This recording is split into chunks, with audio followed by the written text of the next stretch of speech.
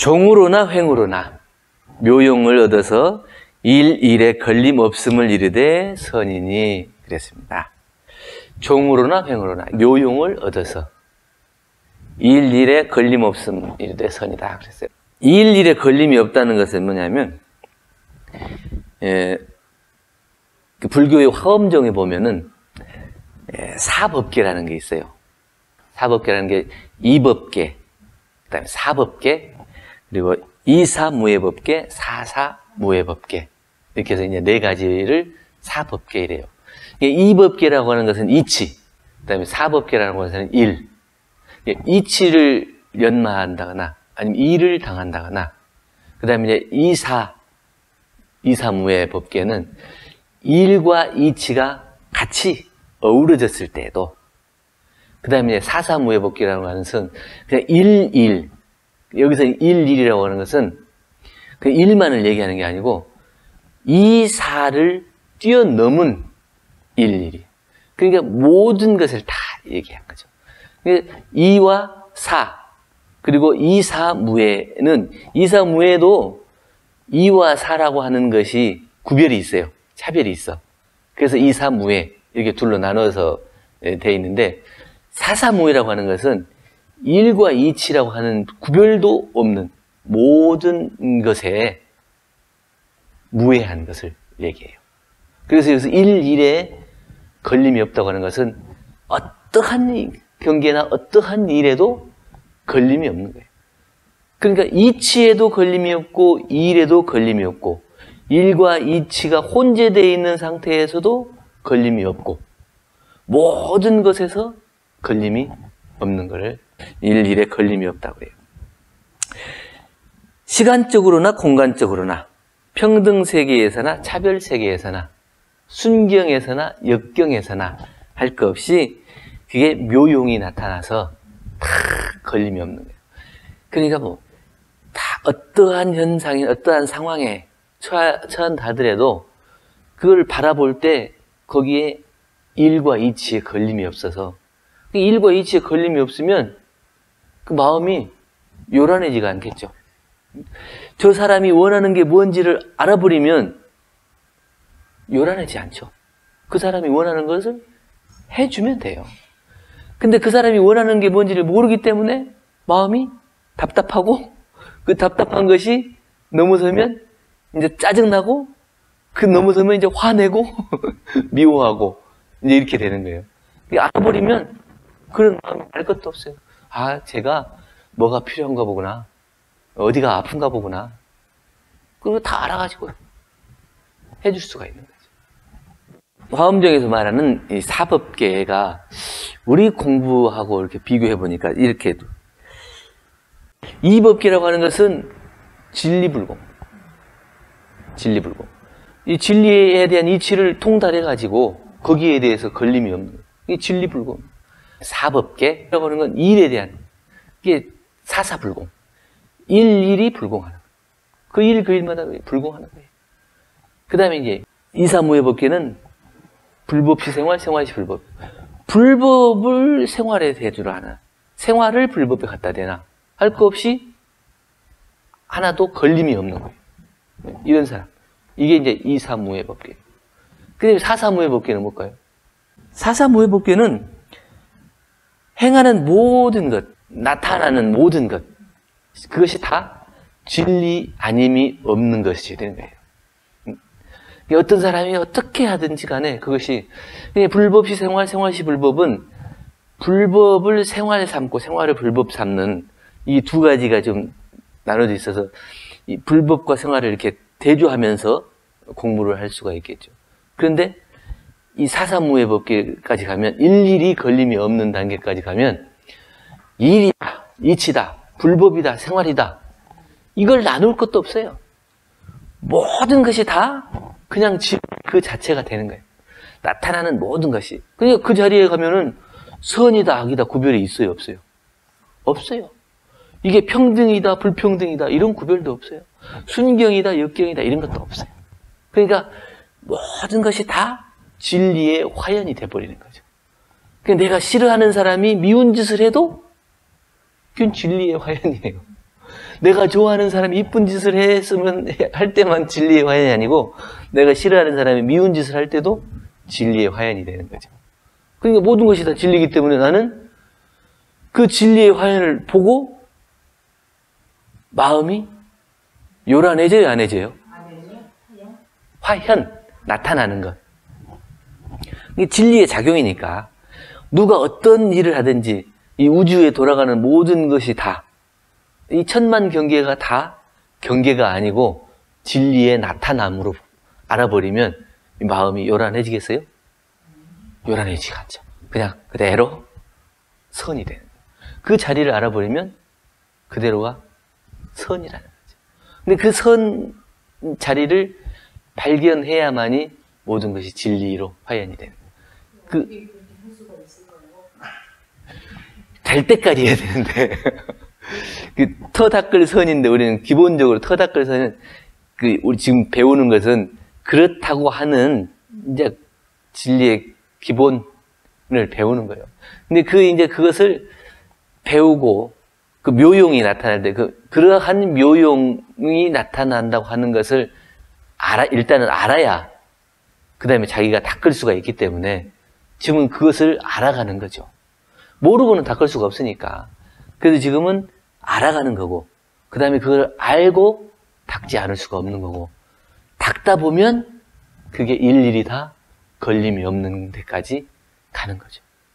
처음부터 그게 다 된다고 하면 얼마나 좋겠어요. 더없이 좋겠죠. 안 되니까 울어요? 네? 언제 될까 싶어가지고. 예. 그게 너무 그렇게 슬퍼할 것도 아니에요. 그 마음 작용이 일어나는 것을 다 그대로 받아들이면 돼요. 내가 지금 안 되고 있으면 안 되고 있는 걸 그대로 아는 것 자체가 묘용의 작용이에요. 그게 사사무예요. 꼭 내가 그렇게 됐을 때만이 사사무예가 아니고 제 마음은 다르게 누구를 봐요. 응. 제 마음은 다르게 마음은 안 그런데 왜 눈물이 나는지 모르겠어요. 그게 이제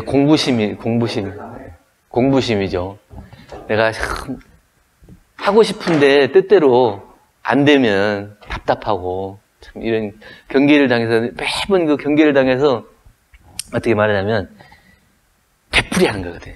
다람쥐 쳇바퀴를 돌듯이 안 그랬으면 좋겠는데 안 할 수 있을 것 같은데 또다시 그 잘못된 것을 계속 범하는 걸 보면 내 스스로를 봤을 때 그것이 참 답답하다. 얼마나 이 문명이 깊은가. 언제쯤 되면 이게 될까. 이렇게 생각하면 내 스스로 그게 참 답답하고 한스럽고 슬퍼지기도 하고 그것 자체가 사실은 공부가 되는 거예요. 그게 공부가 되는 거기 때문에 서러워할 것도 없고 기뻐해야 되는 거죠. 그래서 지금 서러움의 눈물이 아니라 공부가 돼간 그 공부길을 발견하는 것에 대한 기쁨의 눈물로. 마음이 서럽거나 그러지 않거든요. 근데 아까 딱 그 말씀하신 어떻게 그렇게 살지? 이런 마음이 생기니까 근데 그 우주에 뭐 그런 게 이제 환상이 되면서 이렇게 나는 거였는데 마음은 지금 편한 거 그런 서러운 마음이 안 생기거든요. 그러니까 그 마음속에 깊은 곳에 내가 그냥 공부심을 생겨가지고 공부를 잘 해야 되겠다 이런 마음이 있는 거예요. 그러니까 그 공부심에 대한 그 자각, 그 다음에 그 깨우침이 생기니까 그게 파동이 생기는 거예요. 그래도 이만큼 공부하고 그 마음에 그 자각이 생긴다는 것은 굉장히 그 긍정적이고 좋은 일이네요. 그 사사무예가 된다고 하는 것은 뭐냐면 완전 모든 것이 다 진리의 화연이 돼버린 거니까 이때는 뭐냐면 처처불상 사사불공이 돼버린 거예요. 곳곳에 있는 모든 것이 다 그냥 부처가 되는 거예요. 그냥 그 자체로 부처가 되는 거고 나는 일마다 불공을 하는 거죠. 그러니까 아마 대종사님께서 여기에 맞춰서 말씀하셨는지도 모르지만 저는 공부하다 보니까 이 화엄종의 사법계가 우리 공부하고 좀 일치하는 부분이 있는 것 같아요. 그래서 우리 어떻게 공부를 해야 될 거냐. 그냥 처처불상 사사불공을 하려고 보면 그게 잘 안 와닿는데 이게 이제 순서대로 이법계와 사법계와 이사무예법계, 사사무예법계로 그 단계별로 이것을 놓고 보면 당연히 그렇게 갈 수밖에 없겠구나 하는 그런 진리의 작용이 여기에 있기 때문에 그건 자동적으로 처처불상 사사불공 할 수밖에 없겠구나. 제가 학교 다닐 때, 그 선에 이제 한참 이제 열심히 재미 붙여가고 할 때, 몇 달간 계속 이제 그 선 하는 것만 이렇게 집중을 해서 했더니 굉장히 그 보이지 않는 것까지도 이렇게 좀 알아지는 게 있더라고요. 그래서, 이런 세계가 있구나. 이렇게 생각했는데, 정작 사소한 것은 다 기억 못하고 잊어버려요. 내가 평소에 알고 있었던 것이 안 떠올라. 그게 그 이치만 연구하다 보면 그 이치의 근원적인 원리나 진리의 그 본래자리, 바탕자리는 가깝게 갈 수 있는데 그 진리의 바탕자리에서 일어나는 묘용은 잘 몰라요. 그러니까 그 선 공부를 많이 하다 보면 어떤 이 경계에 따라서 이렇게 대응을 안 하는 것이 이를테면 마음이 선이 잘 닦아져 가지고 작용을 안 하는 게 아니고 모르는 거예요. 여기에 대해서 어떻게 대응을 해야 될지가 안 나타나. 그래가지고 대응을 못 하는 거예요. 근데 그 단계를 넘어서면 그것이 그렇게 하더라도 그 경계가 그렇게 일어나더라도 내 마음에 딱 서가지고 작용을 안 할 수가 있는데 그 이제 이치만 닦다 보면 작용 자체가 안 돼. 그럼 작용 자체가 안 되는 것은 잘 닦은 게 아니에요. 그것을 알고 작용을 안 할 수가 있어야 되는데 모르고 작용을 안 하는 것은 옳게 아는 게 아니거든.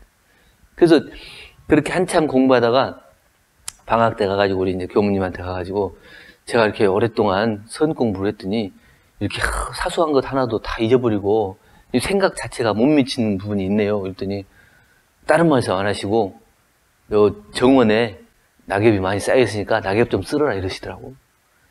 그래서 뭐 이렇게 나는 답답해가지고 이게 질문을 했는데 밖에 나가서 일하라고 그러니까 또 가서 일을 했어요. 그냥 막 쓸고 그냥 며칠 한 3, 4일? 한 일주일 쓰르니까 이것은 이렇게 쓰면 좀 잘 쓰겠구나. 이것은 이렇게 정리하면 시간이 좀 단축되겠구나.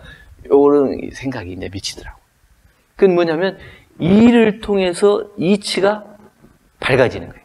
원래 자리에 그 이치가 밝아지는 것만 밝아지는 게 아니고 이건 일을 통해서 그 이치를 활용하는 그 지혜 이게 밝아져야 되거든요. 근데 그거는 그래서 일과 이치가 둘이 아닌 거예요. 일과 이치가 같이 어우러져서 이렇게 작용을 해야 이게 밝은 지혜가 생기는 거죠. 그 묘용을 얻는다고 그랬어요. 묘용. 종으로나 횡으로나 묘용을 얻는다고 했는데 묘용이 어떤 게 묘용일까요? 그 경계에 따라서 그냥 바로바로 작용하는 그 마음 자리도 묘용이고 또 그리고 이제 공부가 잘 되면 진짜로 그 묘용을 얻는 단계도 있죠. 그걸 이제 삼명육통의 단계라고 그러는데 삼명육통의 삼명이 첫째는 이제 천안명 그래요. 천안명. 자기나 다른 사람의 미래 세상에 대한 일을 분명히 알으는 미래에 대한 것을 볼 수 있는 눈을 갖는 게 이제 천안명. 그다음에 숙명명이에요. 자기 혹은 다른 사람의 전생에 어떤 삶을 살아왔는가, 어떤 일을 했는가 이런 것들을 다 볼 수 있는 거예요. 근데 과거에 지었던 것들을 한눈에 그냥 다 바라볼 수 있는 거예요. 그게 숙명. 그 다음에 누진명이라 그래요. 이거는 아라한이 현실 세계의 모든 고통을 알아서 번뇌를 끊고 생사의 속박을 벗어나서 열반의 이치를 증득하는 지혜를 말한다. 일어나는 번뇌를 자기가 끊을 수 있는 경지.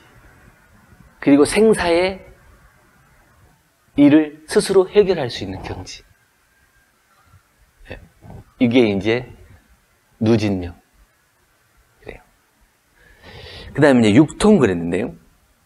육통은 첫째는 신족통. 신족통은 뭐냐? 자기가 자유롭게 원하는 곳에 태어날 수 있는 능력. 그 다음에 이제 천안통 그랬는데, 자타간에 다른 사람의 일을, 미래에 일어날 일을. 천이통. 다른 사람이 못 듣는 능력. 어떠한 소리나 말까지도 다 듣는 불가사한 힘. 마음속에 생각하고 있는 것을 꿰뚫어 보아. 그런 사람 앞에 가면은 속일 수 있겠어요, 없겠어요? 대종사님 앞에 가면은 다 아는 것 같고 이러니까 거짓말을 하고 속일 수가 없대요. 진실을 이렇게 얘기할 수밖에 없고. 그 정도로 맑아져 버리는. 그 다음에 숙명통인데, 자기와 다른 사람의 지나온 과거생에 있었던 일들을 다 아는 능력. 그리고 이제 누진통 그랬어요. 현세의 모든 본래를 모두 끊고 깨달음을 얻는 능력. 그리고 생사를 자유할 수 있는 능력. 그래서 삼명육통. 이 공부를 잘하면 이 삼명육통이 생긴다 그래요. 근데 그 천안명 그리고 숙명명 이 두 개는 보통 얻을 수 있지만 이 누진명은 대각한 사람만 할 수 있고, 육통 중에서도 오통까지는 공부하면 얻을 수가 있지만 누진통은 대각하신 분이라야 얻을 수가 있다. 그건 뭐냐면 나뿐만 아니라 다른 사람의 번뇌도 해결해 줄 수 있는 능력, 그 다음에 다른 사람의 생사도 해결해 줄 수 있는 능력. 이게. 근데 우리가 이제 공부를 할 때 이거를 그 묘용, 이 종으로나 행으로나 묘용을 얻는다 그래서 그 묘용을 어떤 신기한 기적이나 신기한 도술, 이런 측면에서만 놓고 이것을 바라보면 공부길이 안 열릴 수가 있어요. 처음에 말씀드렸듯이 처처불상 사사불공의 이러한 측면에서 이 공부를 해 나갔을 때 이 선이 올바른 선이 되고 큰 선을 닦을 수가 있는 것이죠. 만약에 이 묘용적인 측면만 놓고 공부를 하면 신기한 신통과 기적만 바라게 돼서 이 세상이 누구나 다 그런 신통과 기적만 바라는 세상이 온다면 이 세상이 유지가 되기가 어려워요. 두 사람이 같이 이제 10년 동안 각각 공부를 해서 나중에 10년 뒤에 여기서 만나자. 그래서 누가 더 공부를 잘했는지 한번 비교해보자. 이렇게 얘기하고 10년 뒤에 만났어요. 10년 뒤에 만났는데 배를 타고 이렇게 그 강을 건너가야 되는데 한 사람은 표를 샀고 한 사람은 표를 안 샀어요. 그래서 한 사람은 배를 타고 건너고 한 사람은 배를 안 타고 무리를 걸어가는 능력을 10년 동안 무리를 걸어가는 능력을 얻는 신통을 익히는 도수를 익혀가지고 왔어요. 그럼 10년 동안 두 사람이 공부하고 만났는데 누가 더 공부를 잘했어요? 뱃삭이 얼마인지 알아요? 뱃삭이 3,000원. 그러면 이 사람은 10년 동안 공부해서 3,000원 번 거예요. 공부를 잘했다 할 수 있겠어요? 우리 불지품 보면 대종사님께서 전주 익산 이렇게 타고 다니는 경편철도 지주들은 무료로 타고 다니니까 얼마나 부러워하니까 야 우리 경편철도 하나를 니네 소유로 못 만들었냐고. 돈도 없는데 그걸 어떻게 만들어요? 그랬더니 그래서 내가 여러분들을 가난하다고 한 것이고 만약에 돈이 있어갖고 경편철도를 하나 운영한다 해도 나는 부자라고 얘기하지 않겠다. 정말로 우리가 이 세상을 소유한다고 하는 것, 내 것으로 삼는다고 하는 것은 이용하는 법을 알아서 내가 그때 이용하는 데 있어서 불편하지만 않고 내가 경우에 벗어나지만 않게 하면 누가 내가 이것을 쓴다고 해서 뭐라고 할 사람도 없고 이용하지 말라는 사람도 없고 왜 그렇게 하냐고 따지는 사람도 없고 그럼 이 세상을 옳게 바르게 보고 그 이용하는 법을 알아서 그 경우에 벗어나지 않게 쓰는 거예요. 그럼 이 세상 모든 것이 다 누구 거예요? 내 거예요.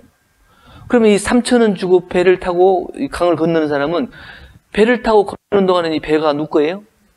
내 거예요. 그러니까 이미 벌써 그러한 우주 전체, 진리 전체를 소유하는 법을 안 사람하고 그 3,000원어치 3,000원 안 내고 무리를 걸어가는 사람하고 누가 더 공부를 잘했겠냐 하는 거죠. 그래서 우리가 좌선문의 선을 공부할 때 묘용적인 측면을 신통이나 기적, 이적이나 이런 측면에서 보지 말고 이 마음작용이 진리에 어긋나거나 벗어나지 않는 생활을 하느냐 못하느냐 여기를 놓고 묘용을 삼으라. 어떠한 경계가 오더라도 내 마음이 진리에 부합돼서 진리에 어긋나지 않는 삶을 살면 묘용이에요. 근데 경계를 당해서 진리에 부합되지 않고 꼼수를 쓴다거나 비법을 쓴다거나 이러면 묘용이 아니죠. 그래서 신기한 기적이나 이적보다 훨씬 더 큰 묘용은 이 우주 전체, 진리 자체를 내가 내 것으로 삼고 그 진리 자체에 부합된 그렇게 사는 사람이라야 일상생활 모든 것이 다 걸림이 없고 선이 된다. 이런 얘기죠. 한마디로 잘 이용하는 묘용이라는 말씀이죠. 진리에 어긋나지 않는 그 삶으로 잘 이용하면 그게 묘용이에요. 그게 잘 알아야, 진리를 잘 알아야 그게 그 마음이 딱 진리와 부합된 삶이 되지. 진리를 잘 모르면 진리와 부합된 삶이 안 되죠. 잘 쓰이게 만드는. 그렇죠. 잘 이용하려면 그 자리를 확실하게 알아야 그걸 쓸 수가 있죠. 모르면 잘 못 쓰는 거니까. 질문 있습니까? 중간중간에 질문을 다 해서. 네. 그래서 오늘 두 가지로 종합하여 말할진대 천만 경계에 치연이 작용하나 마음의 정체가 여여부동함을 이르되 좌요. 종으로나 횡으로나 묘용을 얻어서 일일에 걸림없음을 이르되 선이니. 여기까지 함께 공부했습니다. 감사합니다. 감사합니다.